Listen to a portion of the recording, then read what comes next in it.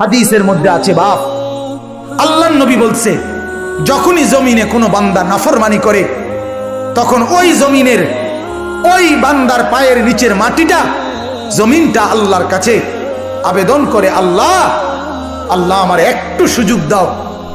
আমি একটা শুধু গড় দেমু, আমার নিচের মাটিটা উপরে উঠামু, উপরের মাটি নিচে নামামু, শুধু ওই লোকটা যেরকম বিছনায় এপাশ ওপাশ করে আমি আমার জমিনটাকে একটু এপাশ ওপাশ করবো, আমার নিচের মাটি তুলবো, উপরের মাটি নিচে নামাবো, আল্লাহ এরে নিয়া আমি শুধু একটা উল্টানি দিতে চাই, তুমি আমার অনুমতি দাও।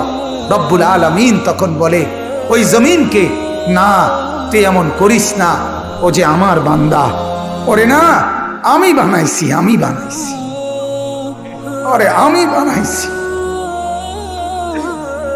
বানাইছি, এই জমিন আমি কায়নাত আমার হুকুম দিয়ে বানাইছি, আর ওরে আমি হাত দিয়ে বানাইছি, আমার হাতে বানাইছি, আর নাক আমি লাগাইছি, আর চোখ আমি লাগিয়েছি, আর কান আমি লাগিয়েছি, আর হাত আমি লাগাইছি। আরে আমি সেই মাওলা যে মাওলা কুন বললে ফায়াকুন, যে মাওলা ভ বললে হয়ে যায়। ওরে বানাইতে এভাবে করি নাই, 9 মাস ওরে আর মায়ের পেটে রাইখা আমি নিজের হাতে ড্রয়িং করছি, নিজের হাতে একবার নাক লাগাইয়া 100 বার দেখছি, ঠিক মতো হয়েছিনি, একবার চোখ লাগাইয়া কুঠিবার দেখছি, ঠিক মতো হয়েছিনি। এইভাবে 9 মাস আমি তারে যত্ন করে সাজিয়ে, সুম্মা আনশানাহু খালকান আখার, আমি তারে এক মানুষ বানিয়ে এরপরে মায়ের পেট থেকে আমি বের করেছি। যাকে আমি এত যত্ন করে বানাইছি রে, তারে এত অল্পতে কেমনে মেরে ফেলি? না তুই একটু ক্ষান্ত হ, দেখি না ও তওবা করে কিনা,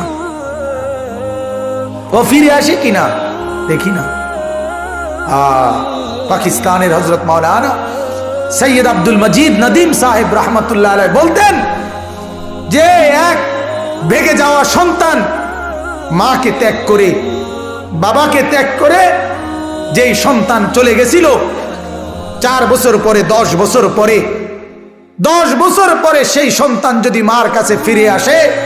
আর চোখের পানি ছেড়ে দিয়া বলে, মা মাফ করে দাও, আমি ভুল করে ফেলছি, সৈয়দ আব্দুল মজিদ নদীম সাহেব বলতেন যে ওই মা ওই সন্তানকে মাফ করতে যতদূর দেরি করবে, 90 বছরের ভেগে যাওয়া বান্দা আল্লাহর নাফরমানি করার পরেও 90 বছর পরে যদি একত্রে একদিন এক রাত গভীরে আল্লাহর কাছে চোখের পানি একবার ছেড়ে দেয়, আল্লাহ তাআলা ওই মার আগে রব্বুল আলামিন তাকে মাফ করে দেন। এমন যিনি, তার নাম আল্লাহ। যুবক তুই তোকে চিনলি না, হায় হায়, তামসাটাকে জিন্দিগি মনে করলা।